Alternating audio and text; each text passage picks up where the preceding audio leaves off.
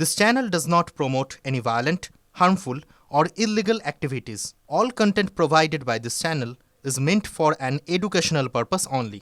বিগত দিনে দেখেছি পোস্তার ইনসিডেন্ট বলুন, মাঝেরহাটের ইনসিডেন্ট বলুন, গার্ডেন রিচের বলুন, বড়বাজারে ফায়ার ইনসিডেন্ট বলুন, কিছুদিন আগে তিলজলাতেও রেস্কিউ অর্থাৎ উদ্ধার কার্য যেভাবে করা উচিত সে কাজ করা হয়নি। আমরা এখানে খুশি হতাম যদি সকলকেই জীবিত উদ্ধার করতে পারতাম, কিন্তু সরকার একটা মুহূর্ত নষ্ট করেনি। 17 জনকে বাঁচাতে পেরেছি, কিন্তু আমরা 16 জনকে বাঁচাতে পারিনি। আপনাদের সরকার আপনাদের পাশে। আমাদের লেবার ডিপার্টমেন্টের একটা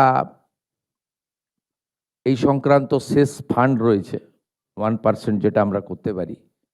সেখানে কি কি এই 10 লক্ষ টাকা আপনার যারা ডেথ ফ্যামিলি তারা তো পেলেন আজকে। এই ফ্যামিলিগুলো আমাদের লেবার ডিপার্টমেন্টের যে শেষ ফান্ড রয়েছে ওখান থেকে কি ধরনের সহযোগিতা করা যায়, এটা আমি কমিশনার কাম অ্যাডমিনিস্ট্রেটর আমাদের কলকাতা কর্পোরেশন তাকে দায়িত্ব দিচ্ছি, আর মন্ত্রিসভার পক্ষ থেকে ইউডিএমএ মিনিস্টারকে এটা মনিটরিং করার জন্য দায়িত্ব দিচ্ছি।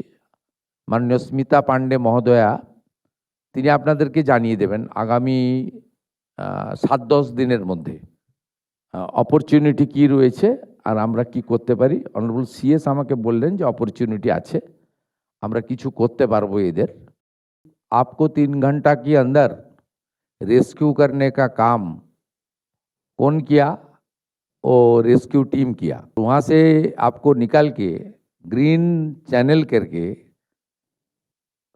हॉस्पिटल में उनको आपको लेकर गया भी हेल्थ वर्कर लोग ने, और वहाँ हॉस्पिटल एसएसके में जिस तरीके से सेवादान करने का काम वो लोग किया, आज उनको सेवा आपको मिला, इसलिए आप यहाँ हमारी जो सेक्रेटेरिएट का मीटिंग हॉल में आकर आपका जो एक्सपीरियंस, आपका जो अपील है आप बोल सकते हैं।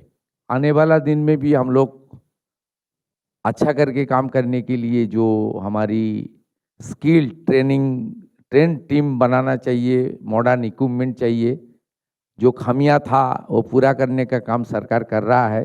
आश्वस्त रहिए, सरकार आने वाला दिन में इस तरीके से हादसा टालने के लिए जो मेजर करना चाहिए वो करेगा।